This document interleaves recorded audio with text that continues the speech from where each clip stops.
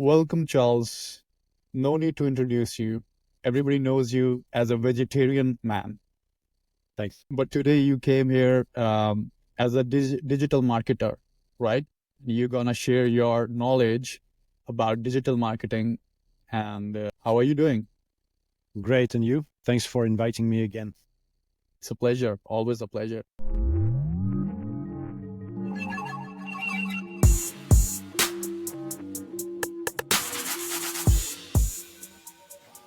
All right, let's get into it. So, digital marketing trends changes faster than fashion.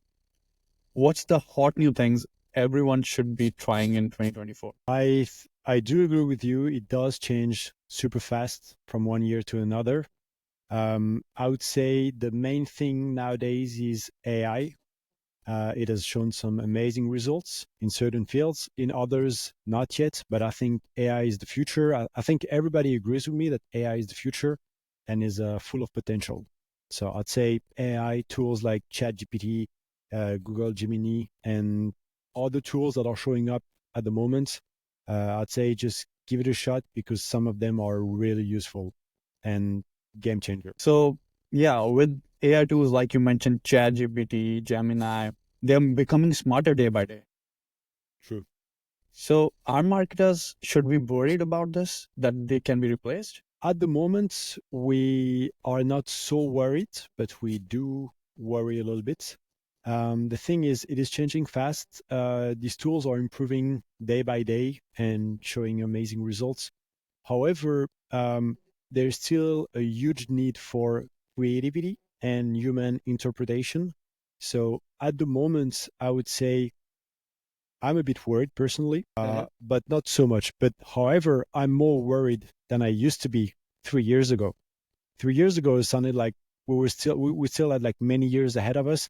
Now things are changing so fast.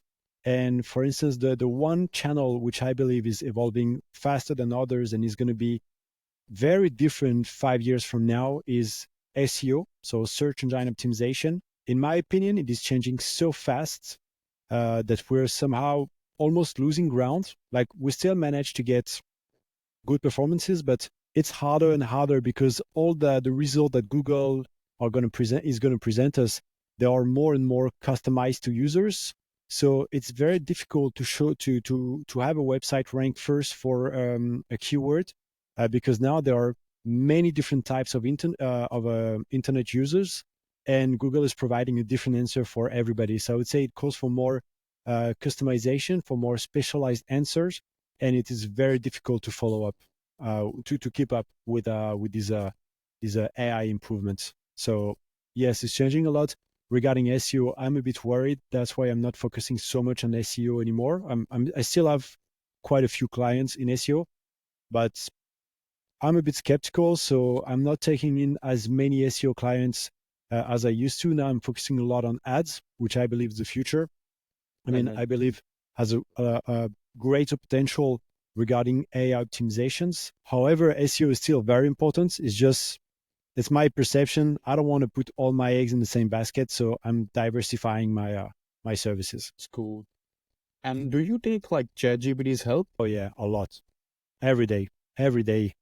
It's so useful. If you know how to use it properly, it is extremely useful, especially for content writing. It is amazing. Like definitely, I'm saving so much time and gaining so much efficiency thanks to that tool. It's really a game changer. Right, right. So I have another guest like next week, I guess. He's pro in ChatGPT. He's Okay. gonna so stay tuned for the ChatGPT podcast next week. I'm just gonna add one more thing regarding ChatGPT. Actually, ChatGPT is amazing if you know how to use it, because a lot of people just don't know how to fully exploit ChatGPT. They'll just say, Utilize it. yeah, utilize it. They'll just say, write a 500-word text about top 10 things to visit in Montreal, and ChatGPT is just gonna write down the text. But if you do it that way, it's a very poor use of ChatGPT. What you have to do is write proper prompts, proper scripts, and then it is extremely precise. You can make it write whatever you need to be. let me just give you an example of what I use as a prompt. Let's say I have to write an article about the top 10 things to visit in Montreal. I'm going to write, for instance, you are addressing a family with young kids. The mother is a little bit worried about the weather, and the father is worried about prices, that everything is going to be expensive. Write short sentences, go straight to the point, address all their issues, provide activities that they can do with kids. I'm going to write a lot of criterias like that, and eventually we're going to have a very precise text of what I'm expecting. Also, once you've had that first text that ChatGPT provided you, you can have him rewrite it again and say, for instance, in activity number 3, I would like you to mention the price and opening hours, and also mention what they need to bring because it's cold. So tell them that they need to bring a coat and scarf and whatever. And then you can really improve each part of your text. And if you do it that way, your text is going to be amazing, and you're going to save a lot of time. Right. Well, a quick question, like what you said. That's great that the ChatGPT can help us with that. But is the data latest data is there, or it's like old data? Nowadays, ChatGPT is capable of browsing the internet, so it can use the latest information. And also, what I do, for instance, when I'm writing contents, I'll say, you're addressing a family, they are worried about this and that, and then I'll say, Right. here are 5 URLs with all the information you need to write that content. So inspire from there, and then it's going to Okay. provide everything you need, and it's very updated. That's cool. That's a great prompt Yeah, to pretty. get like a specific answer, creative prompt, and so that we get like a specific result. You also provide URLs, so Yeah, you can provide that's anything you need. It's just you have to provide what you need is best for content writing, and it's going to work. You can also provide graphs, images. Honestly, it's pretty crazy. we can provide images as well, like the link URL of images, or No, actually we can you can upload. upload an image. It's in the paid one or the free one? I don't know, I only have the paid one, so I Okay, don't know if that's it's why. available in the. Since you mentioned about the content, I want to know about the video content. Video can it seems to be everywhere, right? Yeah. So do you think like brands really need to start dancing, like you see TikTok videos, or there's another secret sauce to creating viral content without dance on TikTok or something? Um, Let me reassure you, you don't need to create dancing content nowadays. I mean, unless you're working in the dancing environment, it's totally unnecessary. However, videos are more and more popular. Actually, YouTube is the second most used search engine in the world, so it says a lot. And actually, nowadays people are searching for lots of videos rather than text. They used to, I mean, we used to search for text, but videos are so much easier and so much faster to access content. So I'd say that nowadays brands do need to create a lot of videos. However, it doesn't have to be funny or dancing videos. You can provide serious content. People are gonna consume it, and it's gonna work.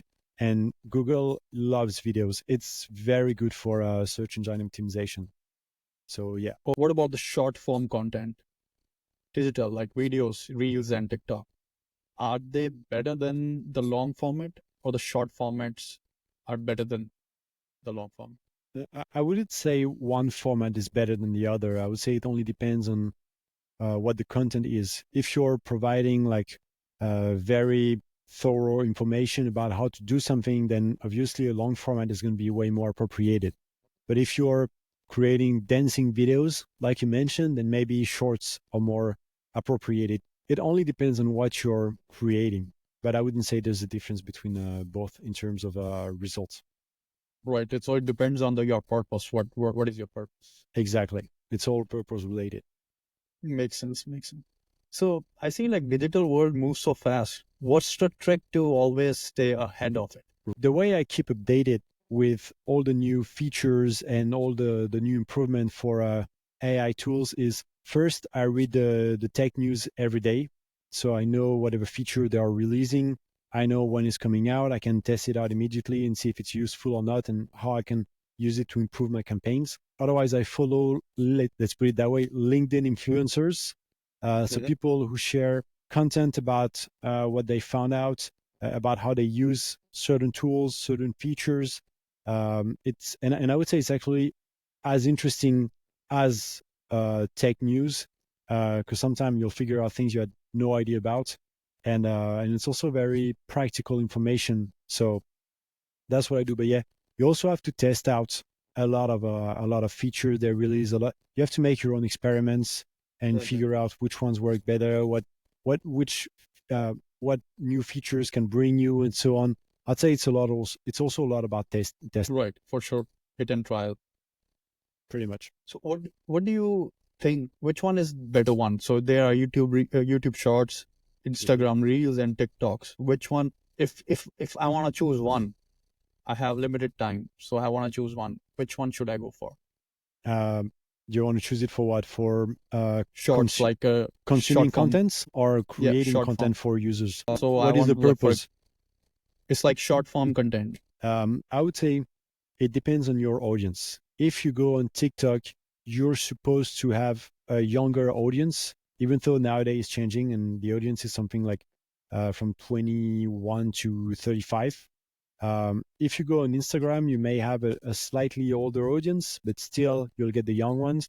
And if you go on YouTube, I'd say you get a bit of everybody. But it depends on what you're um, offering as content, and also Right. what you're targeting. Like if you Target. if you want to reach a certain audience, you'll probably have to use a certain channel. Where I mean, you have to use the channel that they are using. So I wouldn't say YouTube is better than TikTok and so on. It only depend on the purpose of your content. Yeah. So first we need to create a persona of our audience. Then only we can select the platform. Exactly. You need to test it out, and you need to see who responds better, and then you can improve your content for that platform. But when you create content when you create shorts, whether it's for YouTube, TikTok, Instagram, it's still going to work out. I mean, you can use this content on every platform. So usually you don't bother so much. You just create your video and then upload it everywhere you can, so you can reach as many people as possible. So you can reach the broadest audience possible. True, true, true. That makes sense. Okay, all right. So let's talk about the algorithms. It's so complicated for a lot of people, not for you. But and so any hacks for beating them in 2024? Or do we just have to cross our fingers and hope everything goes well? Now, algorithms are very difficult to interpret and to understand. Actually, we don't really know much about these algorithms. We just know that from time to time, Google, Facebook, and so on, they release new updates, and that some things are supposed to change. Like for instance, on Google, there was a few weeks ago, there was the spam update that was released. It was supposed to improve some results in the search engine result page. But what we know, I mean, there are a few things we know for sure that works in a way. There are things we know for sure that works with the algorithm, and that the algorithm will like and make you rank first. There are others we don't know. It's what we call black box. So we upload everything and it works or it doesn't, and you test it out and so on. But what we know for sure, for instance, regarding SEO, is if you want to have good result with that algorithm, you need great content, great code, and great external net linking. So what I mean by external net linking is links coming from other websites, and these have to be related websites. So for instance, if you're selling vacations in Europe, then you need to have links from travel blogs. It's going to be the most efficient ones. That's SEO. So there are those things we know for sure, but there are many other things we don't know. And like we tested out, and sometimes you rank first, second, or third, but you don't know why, and you don't Wow. know how it happened. So it's just like, well, we made it. We're happy. We're just not gonna play with the algorithm anymore. We don't know how, but it's working, and we'll take it. So that's for search engine optimization. So yeah. So just wanted, like you mentioned, so I had a client. I'm a web developer as well. So I create websites for clients. I remember one client, his rank was super good on Google. I asked him, how did you do it? He said, I don't know. I just write blogs. once a week. That's it. I don't do anything else. Like, okay, it's working for you. It's part of the things that Google like. Uh, Uploading content on a regular basis, writing about a certain topic. For instance, if you have a travel website, then you need to write about all the countries that you offer tours in, or all the activities in these countries. Like you have to create what we call in French, it's a cocon sémantique. I don't know how to translate it in English, but basically it's about creating an environment related to that industry. So if you sell travel tours in France, you have to write about all the things you can visit in France and why they are good, why they are bad, the top 10, the top 15, the top 20 for the country, for the regions, for the cities, for whatever. You have to create a whole environment about your topic, and only then you'll likely rank in a good position in Google. And regarding social media, basically the algorithm works in a way that the more interaction with your posts, the more visibility and the more reach it's going to get. And interactions usually come from emotion. If you show something emotional, people are going to like, they're going to comment, they're going to share, they're going to view, they're going to play the video and so on. And all these actions, all these interactions are very important if you want your content to rank higher and reach more people. That's why when you have very funny content or very sad content or very joyful content and you're happy about it, it's going to rank first. But if you show a photo of your keyboard and there's nothing else, it's never going to rank because there's no interaction is going to come out of it. So that's one thing you need to know, and that's why when you want to work with community management, you have to create engaging content. Otherwise, you're not going to reach all your followers, and they are less likely to access your content. Yeah, that makes sense. So the basically you mentioned like the thumbnail that you show, it should be Thumbnail is should very be important because it will right, determine your click-through rate. right, So right, right. very important. That's part of it actually. If you don't have a good thumbnail, then you're very unlikely to have a click. Right, right, right. Yeah. Thumbnail also, like you mentioned, it also creates feeling. Then only people click. If you just have a keyboard photo, they don't relate to it. So there will be no emotion. Exactly. That makes total sense. Sounds good. Yeah. So I'm also hearing these days word called influencer marketing these days. What is it and how can someone use it? So what happened is you hire these influencers to post about your product and your services. Usually they post a photo or a video with them and they'll show the product and explain why they use it and why it's great and so on. And what happens is people will associate that product or services with the person. So for instance, if you take, let's take a very simple example, Cristiano Ronaldo, that football player. If he shows a photo of himself with this new watch you're selling, then everybody's going to want the watch because say, okay, if that guy is wearing the watch, it's probably an amazing watch. So I want to be like him, and I'm going to buy the watch. That's that's pretty much what happens with influencers. You just use their audience to I mean you just use their account to access their audience and communicate about your product and services. And so with influencers, hiring influencers can be quite efficient or not so efficient. I mean, depends on your strategy, depends on the campaign. Personally, I've only hired small influencers, people with a few thousand followers, not more, because my client had figured out that that was the best strategy for their. But result depend a lot on the campaign. Like some campaigns were very profitable, like we were very happy with the result, and others didn't work out so much. It's it's a it depends. It depends on what you're doing. What is the message? What is the audience? It can vary a lot. Right. Unless you're hiring like very famous people, like football players or singers, and then it's a success no matter what. Yeah, even if your product is Even if your bad, product's terrible, it's going to be a success. it's gonna be a success for sure. So everybody should hire a celebrity. If you have the budget, go for Yeah. it, and you're likely to make a lot of sales. Yeah. So also like nowadays, a lot of software come up for automation, like sending the email automatically after a certain time. For example, sending today, then like after 2 days, reminding the clients. And also there are other stuff like chatbots. You open a website and there's like a chatbot whose chat AI is chatting with you, not a real person. So how do we make sure customers don't feel like they're chatting with the smart microwave? It's really a person there. It's a difficult question. It's very difficult because you can't replace a human with a machine or with a robot. So what we do usually is customization. Like you will customize the email, you'll customize the way you address your customer.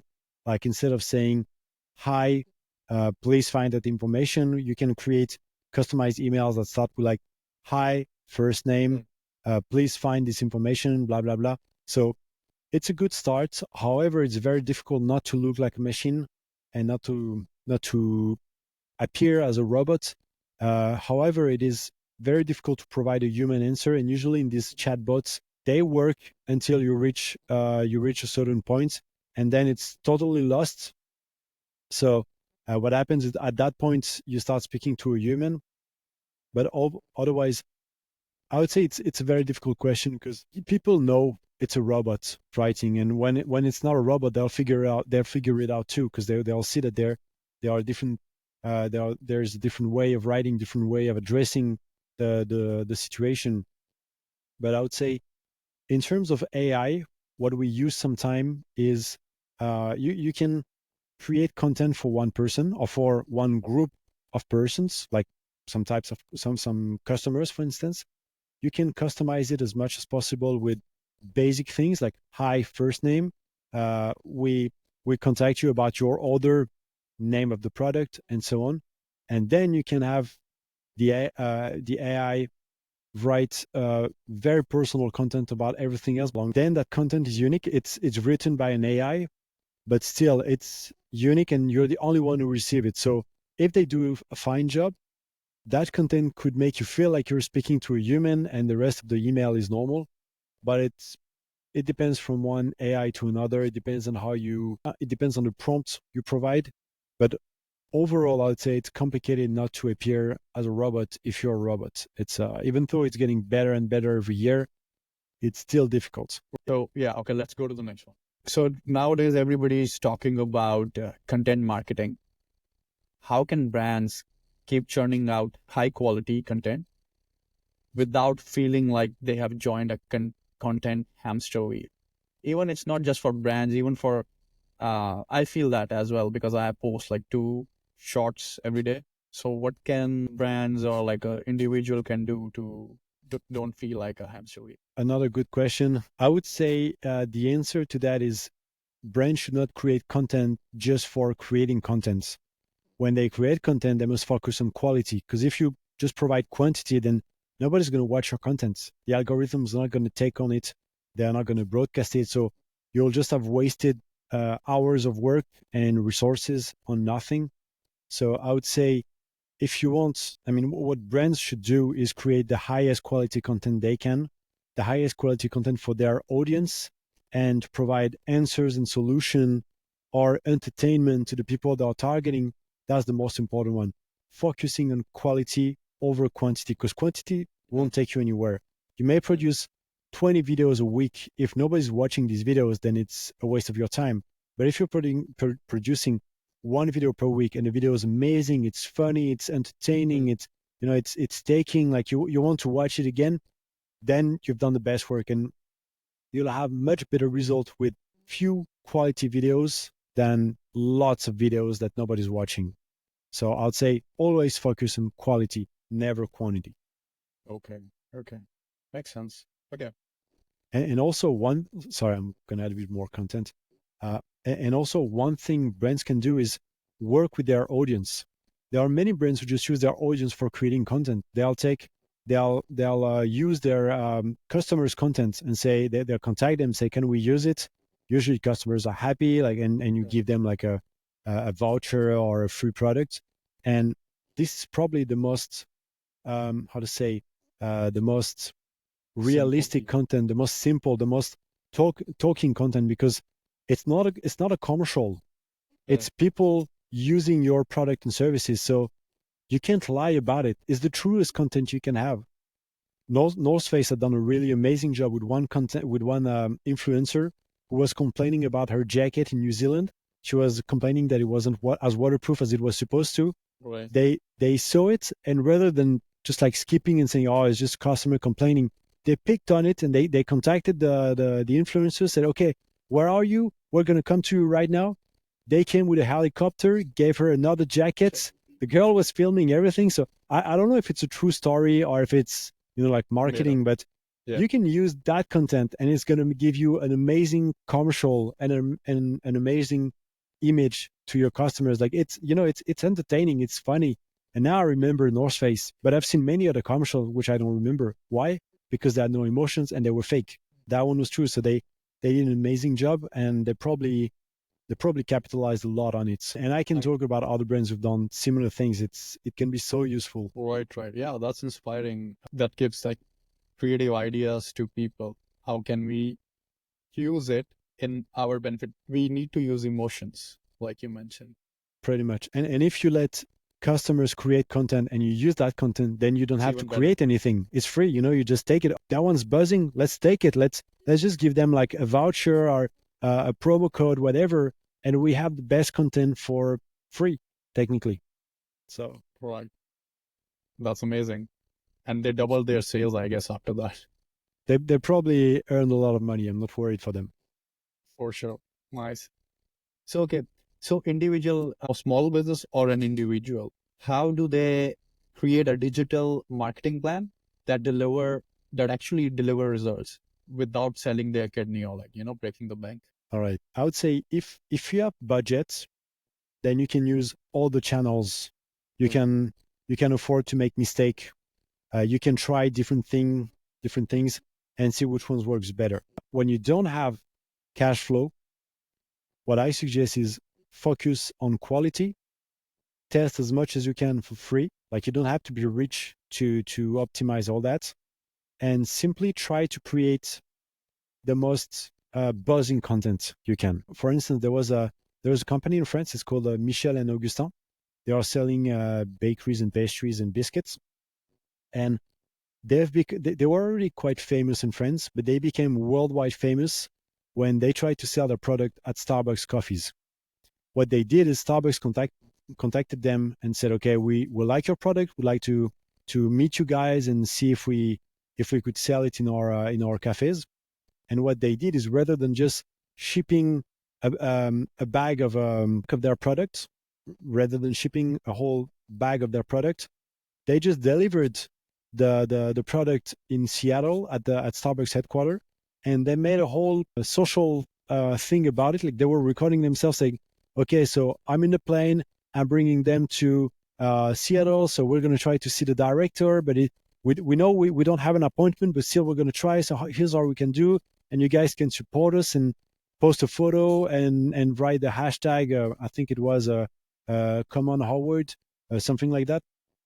And what happened is they've created such Buzz. a buzz about it that everybody loved it. Like people were following and say, "Okay, so are we going to see this product at Starbucks?" Very strong. And actually, even Starbucks got pissed about it. They say, "You guys are trying to stronghand us in Yeah. selling your product because your whole community is behind, and Yeah. we don't work in these conditions. So no way."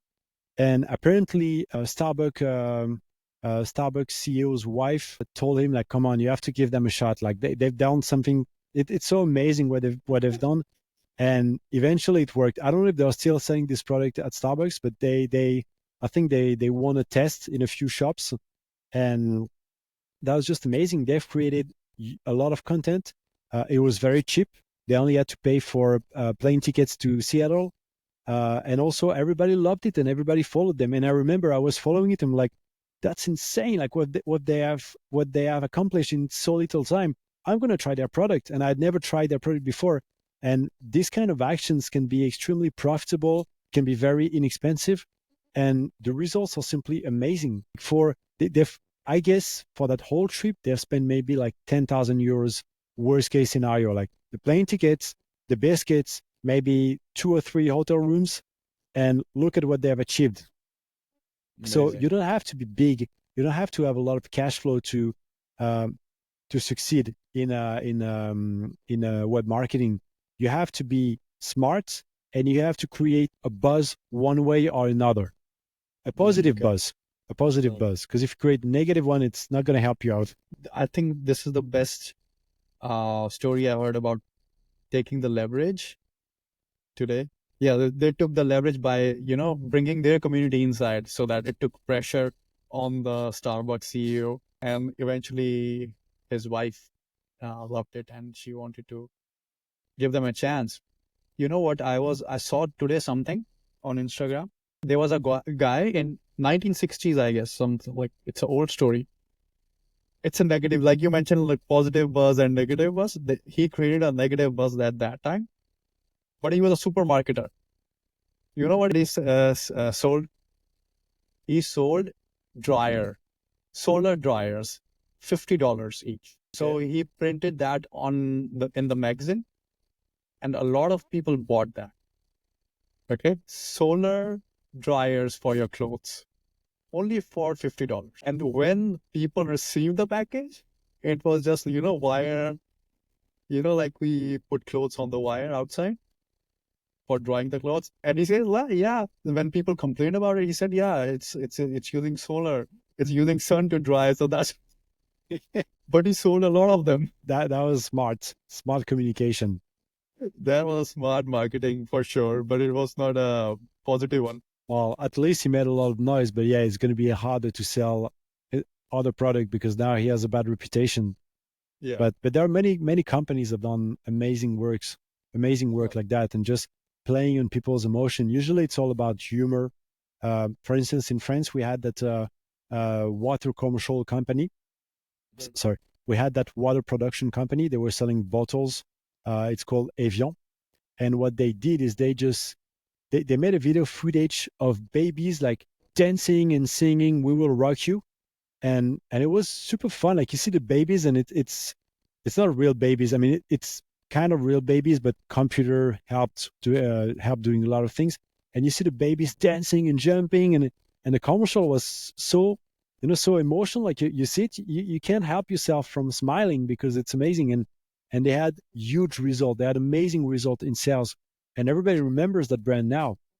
And that commercial was like 15 years ago, and I still remember it. Why? Because it created lots of emotion in me, and it probably didn't cost them so much neither. Right. Yeah, I was reading a book long back. I don't remember which book was it, but there was an example of marketing. There was a guy who sold pebbles, literally pebbles, and he became a millionaire. Okay. He said like your pet, if you have a dog, then you have to take him out for poop and everything. Then you have to clean him. And if you have a cat, there's fur everywhere. But this is your new pet. You don't have to clean it. You don't have to take it for a walk. And this is a pet for you.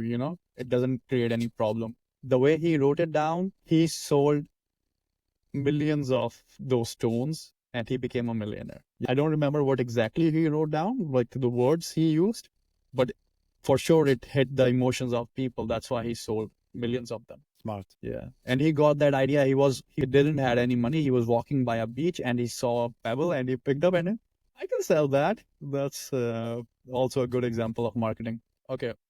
So let's move on. Like, tell me, like, what are the top 3 mistakes you see individual or brands making in digital marketing, and how can they avoid becoming a meme? These days it's easy to become a meme.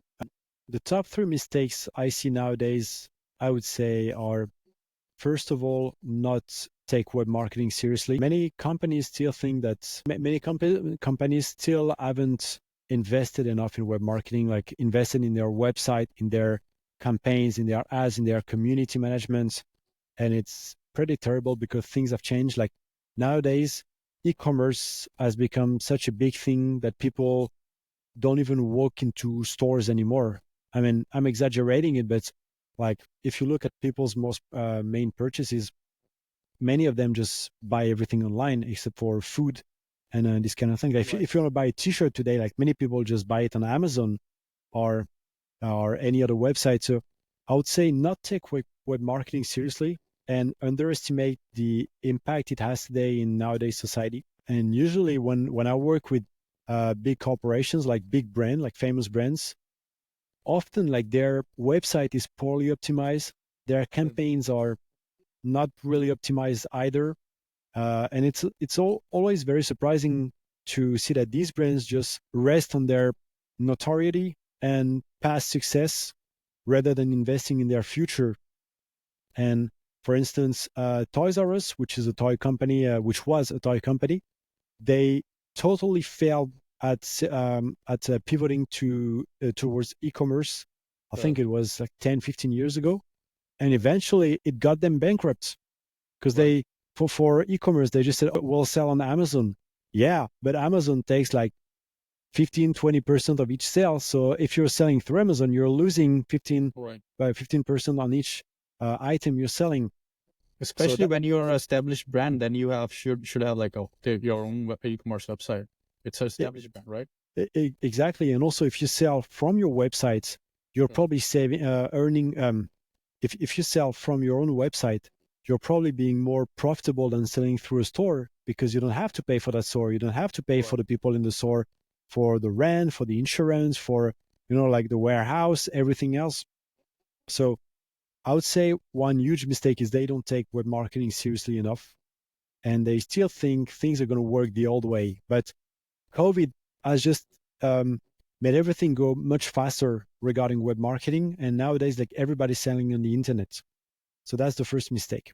Right. I want to just add one point here. One example, actually, like you mentioned, Toys R Us. Blockbusters is the same example. They never came to the net. They were always selling the physical DVDs. DVDs and CDs, right? Yeah. They also lost it at the end. I think there's only one Blockbuster store left. I think that's in New York. All closed. Oh, that's not closed. Probably. And it was doomed anyway. I mean, if you for this kind of services, and if you don't go on the internet, then nobody's gonna use your product anymore. Right. But there are many companies who didn't pivot it towards the internet, and most of them are dead nowadays. So it's part of the game. Right. Yeah, I know this because in another podcast that I did on leadership, so the person mentioned that at the end, Blockbuster, what they started doing, they said like take the DVDs, return whenever you want. You don't have a time limit for that. Return whenever you want because they were like closing already. So that's the deal they started doing. Yeah, and Netflix won eventually because Netflix went live earlier than they did, and eventually they got all the market shares. I mean, nowadays there are different actors, but they just showed everybody the way. Right. True. So that's the first mistake. The second mistake I often see is people not investing in their web marketing. Like they know it's important, but they won't invest. They won't spend much money on Google ads, on Meta ads, on SEO, on community management, on TikTok, on whatever channel is available, because they just don't believe in it. They don't understand the environment they're working in. They know it's important, but they don't understand how everything is going on, how it's occurring, how it's impacting their sales, and so on. And I have a client, for instance, I have a client. I was speaking with them yesterday, and I told them, okay, we need to invest more in your SEO because otherwise your competitors are just going to rank above you, and you're not going to get any market share. And they were saying to me, why do we need to? It's a lot of money. We don't see any ROI, immediate ROI. So why should we invest in it?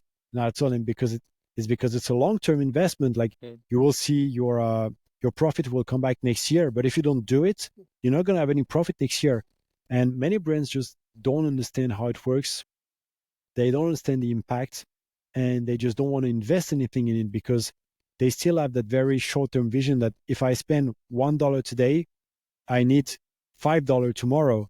But for many things, for many web marketing strategies, it takes longer. It takes a few weeks. It takes a few months.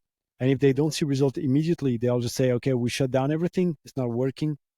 But it's going to cost them way more to not try than to invest in these strategies.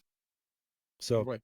I would say that's the second mistake I see on a very regular basis, not investing enough in web marketing.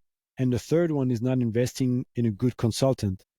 There are many companies, as I said, they don't know how it's working. They don't understand what's going on, but still they want to do it themselves rather than paying for somebody with experience who will know what to do, who will tell you what is the potential of your strategies, the market size, and so on. And if you don't invest in good employees or good consultants, then you're just burning cash because you're not investing in the right way. You're not optimizing your campaigns. You're not optimizing your strategies, and so on. And it's a very common mistake. Like, for example, there are a lot of prospects and clients who will complain about the prices of a consultant or employees and say, yeah, but that's a lot of money that we need to pay each month. Do we really need to? But actually, when things are done properly, like the consultant fees or employee fees are just diluted. Like you don't feel them anymore. I had a client like that. Immediately when I saw his account, I thought, okay, the account is mismanaged, nothing's optimized, and it's very simple to improve it. And he was complaining about the monthly subscription to be accompanied for his strategies. And I remember his reaction 6 months afterwards, saying like, "Okay, can we invest more? It's so profitable." I was like, "Yes, because it's managed properly." And it's something we see on a regular basis when you have people who know what they're doing. Like marketers should not think in terms of cost; they should think in terms of profits. And sometimes investing a little bit more can make a tremendous difference. So Tremendous change. yeah. Right. Okay. So are there any shiny tools or platform that marketers should be keeping an eye on these days?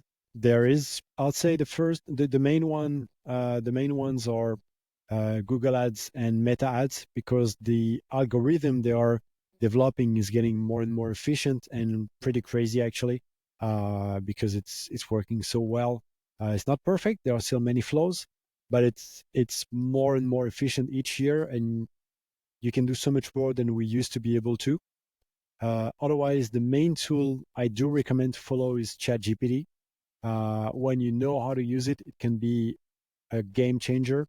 Like I'm saving so much time using ChatGPT now that I know how to use it than before. For instance, my I would say when I use ChatGPT, I'm saving maybe 50% of my time easily. 50%, That's amazing. sometimes even more, sometimes a bit less. But yeah, it's very, if you spend a few hours learning how to use it properly, you can easily save like a lot of time in the future using ChatGPT and optimizing your work with it. Whether it's for content creation, small optimizations from here and there, if you know how to use it properly, it's a life changer.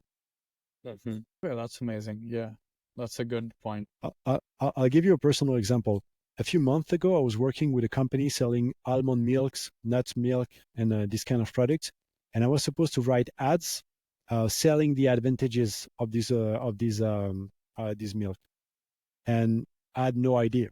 Like I didn't really know. I had no inspiration about how to write like 90 character description long, 90 character long descriptions about why you should drink almond milk in the morning.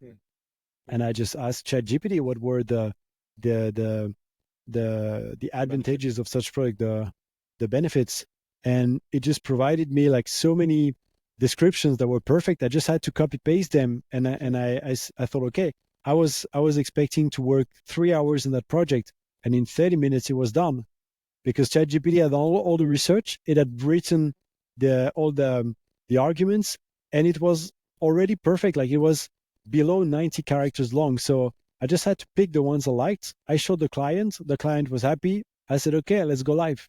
And it took me like 30 minutes instead of 3 hours. So that's a great use of ChatGPT if you know how to use it properly. That's amazing. Yeah, for sure. Like it has made life so easy now that, like you mentioned, you're saving 50 or more percent of your time. Yeah. So yeah, you can spend that time with playing or with your loved ones or anything like that. That's cool. Pretty much, you can use your time the way you like it, but also it's a very advantageous tool for employers and for clients, because if I use 50% less hours, then I don't need to charge as many hours. I can just Right. charge less, and everybody's a winner. Correct. So it can also be that way. That's true. That's true. Makes sense. Okay. So let's talk about data and analytics. How can small businesses again use it to actually improve without needing to get a degree in data science? It's About for like individual as well. Like if somebody's an influencer and they want to have that, because we get the insights and many other kinds of data right nowadays. I would say that it's the data and legislations are changing very fast. Like there are tools you can use, there are tools you cannot use anymore. There are ways you can collect data and use it, and ways that are now prohibited or banned or illegal. So what my point is, it's changing quite fast, and tracking and data analysis has become a full-time job for many people, and you need real skills to do it. It's not just something you can do on the side of your job. You need professionals to do it properly. So I would say, considering how complex it has become, personally, what I do is I'll always hire a tracking expert, and I'll say I'll ask from him to create dashboards, to create whatever analysis I need, so that I can see the exact data and the exact information and KPI I'm looking for, and then it makes everything more simple. But I wouldn't recommend people to just go on their own if they don't have any skill in data analysis and tracking, because it has become very complicated, and also the legislation is very tough and people not following it. Like in Europe, for instance, we have this GDPR thing. The first few years, like the government was quite flexible about people not being perfect about the way they collect and manage their data, but now they are giving fines, and the fines are not cheap. Like they're quite expensive. So I would say, don't underestimate the importance of good data collection and data analysis. Just hire somebody who knows what he's doing. Tell him what you need. He'll create amazing dashboards, amazing reports, and then you can work on that data and exploit it. But it has become too complicated for anybody to call himself an expert now. So that's my advice. Hire people who know what they're doing, and tell them what you need from them, and they'll provide it to you. They'll Makes deliver. sense. They'll deliver it to you. That's the end of my questions. So thank you, Charles, for coming on the podcast today and sharing your depth knowledge with the viewers. I'm sure like people gonna learn a lot of stuff and implement what you mentioned. Thanks for inviting me. It was a pleasure. Perfect. Thank you. Have a good one. Take care. Yeah.